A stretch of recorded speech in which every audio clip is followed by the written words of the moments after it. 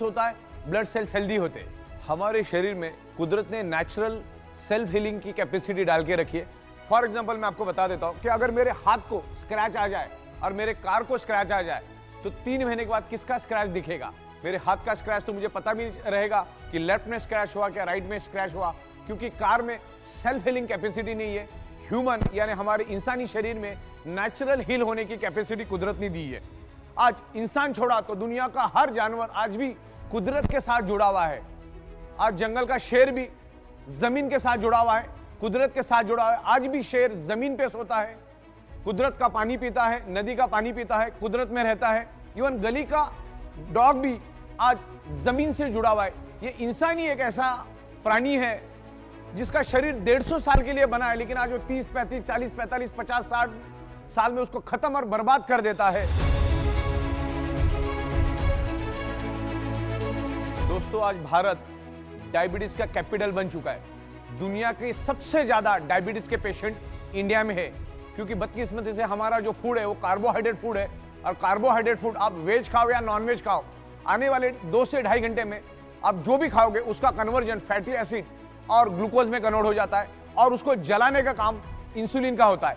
Insulin आपके शरीर के डिजॉल्व ऑक्सीजन की मदद से फैटी एसिड और ग्लूकोज को जला के एनर्जी में कन्वर्ट करता है। लेकिन आज हमारा ब्लड सर्कुलेशन और ऑक्सीजन लेवल डिस्टर्ब होने के कारण इंसुलिन प्रॉपर प्रोपोर्शन में ग्लूकोज को जला नहीं पाता। अभी आपने खाना खा लिया, एक साइड में आपका ग्लूकोज जनरेट हुआ, दूसरे साइड में आपका इंसुलिन भी जनरेट हुआ, लेकिन अगर आपके शरीर में डिजॉल्व ऑक्सीजन की कमी होगी तो इंसुलिन ग्लूकोज को जला नहीं पाएगा। वो थोड़ा बहुत जलाएगा, थोड़ा बहुत छोड़ देगा, थोड़ा बहुत जलाएगा, थोड़ा बहुत छोड़ देगा, लेकिन आपके शरीर में day by day glucose deposit होता रहेगा और एक दिन डायबिटीज नामक अति भयानक बीमारी आपके शरीर में पैदा हो जाएगी।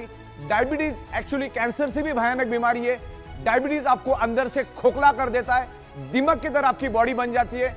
डायबिटीज वाला जब मरता है तो 40 से 45 ऑर्गन पार्ट फेल्यूर से मरता है। आपको मैं प्रैक्टिकल डेमोन्स्ट्रेशन दिखाऊंगा कि इंसुलिन और ग्लूकोज का क्या और ऑक्सीजन का क्या महत्व है। यहां पर एक मोमबत्ती है मेरे पास, मैं मोमबत्ती के ऊपर एक प्रैक्टिकल डेमोन्स्ट्रेशन आपको करूंगा, करके दिखाऊंगा। जैसा आप यहां पर देखिए, मैं आपको क्या दिखाना चाह रहा हूं। ये एक्सपेरिमेंट हमने स्कूल में भी किए थे।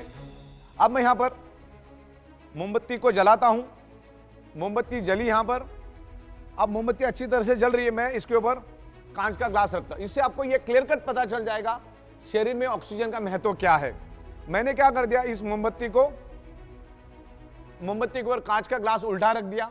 अब क्या होता है आगे देखिए। ऑक्सीजन का महत्व मैं इसमें से आपको समझाना चाह रहा हूं कि ऑक्सीजन का महत्व हमारे शरीर में क्या है, और बायोमैग्नेटिज्म हमारे शरीर में ऑक्सीजन बढ़ाने में हेल्प करता है। देखो, मोमबत्ती पूरी तरह से बुझ गई। मैं आपको यही बताना चाह रहा हूं, आपने खाया, अब वो ग्लूकोज बन गया, इंसुलिन भी बन गया।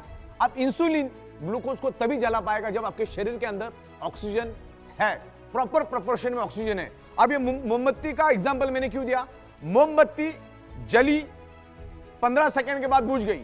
मोमबत्ती 15 सेकंड जली तो जली क्यों, अब 15 सेकंड के बाद बुझी तो बुझी क्यों? उसका एक ही कारण है, ऑक्सीजन की कमी।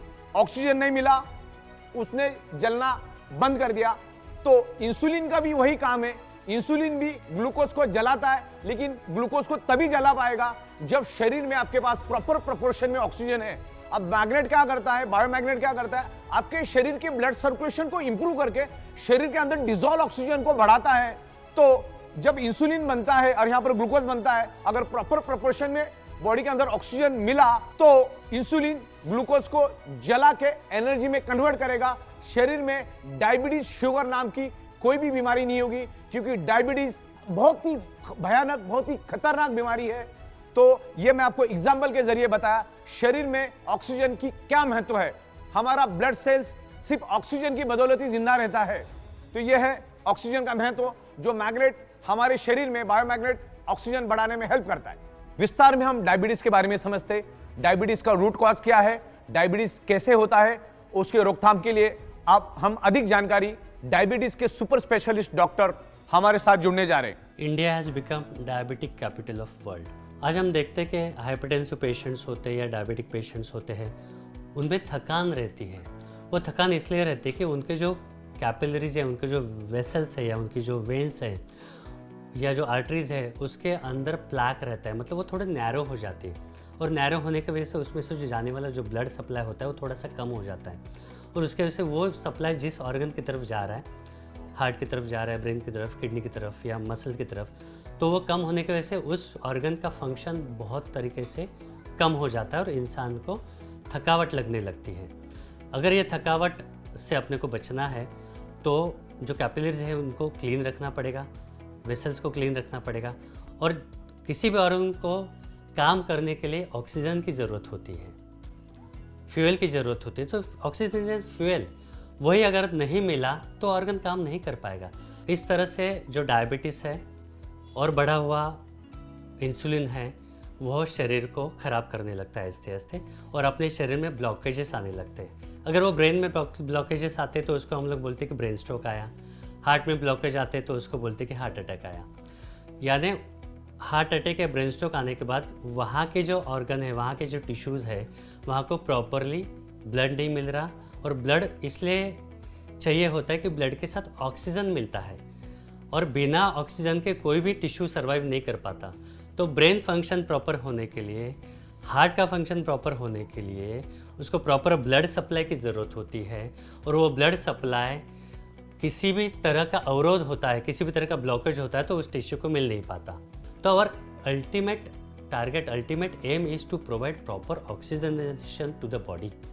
तो ही अपने वेसल्स क्लियर रहेंगे, तो ही प्रॉपर ऑक्सीजन हम लोग दे पाएंगे, तो ही अपने ऑर्गन्स अच्छे से काम कर पाएंगे और हम लोग स्वस्थ रहेंगे। थैंक यू, आपसे हमें बहुत अच्छी जानकारी मिली, और आशा करते हैं कि हमारे लोग आपकी इस नॉलेज का, आपकी इस जानकारी का बहुत अच्छी तरह से यूटिलाइजेशन करेंगे। Thank you. आज हमारा सैटेलाइट, मोबाइल, इंटरनेट सारा का सारा पृथ्वी की मैग्नेटिक फ्रीक्वेंसी के कारण चल रहा है, लेकिन आज एनवायरमेंट में काफी सारा बदलाव आया। जैसे मैंने कहा कि आज हमारे 3 फीट में लोहा है, जिसके कारण पृथ्वी की नेचुरल मैग्नेटिक पावर लोहा अपनी ओर खींच लेता है, जिससे हमारा ब्लड सर्कुलेशन डिस्टर्ब हो जाता है। दिन ब दिन रेडिएशन बढ़ते जा रहा है। अभी 4G के बाद 5G आ चुका है, और 5G के बाद 6G आएगा, तो रेडिएशन भी हमारे ब्लड सर्कुलेशन को फ्लैक्चुएट करता है, डिस्टर्ब करता है। उसके कारण भी हमारे शरीर में ऑक्सीजन की कमी निर्माण होती है। आज ईच एंड एवरी पर्सन की अगर आप शक्ल देखोगे तो स्ट्रेस में डूबा हुआ है। स्ट्रेस हमारे शरीर में कोर्टिसोल नाम का हार्मोन जनरेट करता है, और कोर्टिसोल हार्मोन हमारे शरीर में ब्लॉकेजेस क्रिएट करता है, जिसके कारण हमने जो नाक से जो सांस ली है, जो हमारे लंग्स से पूरे शरीर के अंदर जो स्प्रेड होना चाहिए वो पूरी तरह से स्प्रेड नहीं होती, डिस्टर्ब क्रिएट हो जाता है। तो ये सब चीजें हैं। आज stress, lifestyle, diet, radiation, pollution, आज खाने के अंदर भी मल्टीपल केमिकल है। आज किसान अपने खेतों के अंदर केमिकल पेस्टिसाइड यूज कर रहा, तो थोड़ा थोड़ा केमिकल पेस्टिसाइड हमारे शरीर में जा रहा है। आज कुदरत की तरफ से हमें जो मिलना चाहिए, जो 5 एलिमेंट्स, आज बहुत ही कम मात्रा में और प्रॉपर प्रोपोर्शन में नहीं मिल रहा है। सूरज की जो सुबह की जो किरणें हमें मिलना चाहिए, फार इंफ्रारेड, आज वो भी हमें नहीं मिल रही है। देखिए, मैं फार इंफ्रारेड किरणों के बारे में थोड़ा बता दूं आपको। आज बच्चा कोई अगर प्री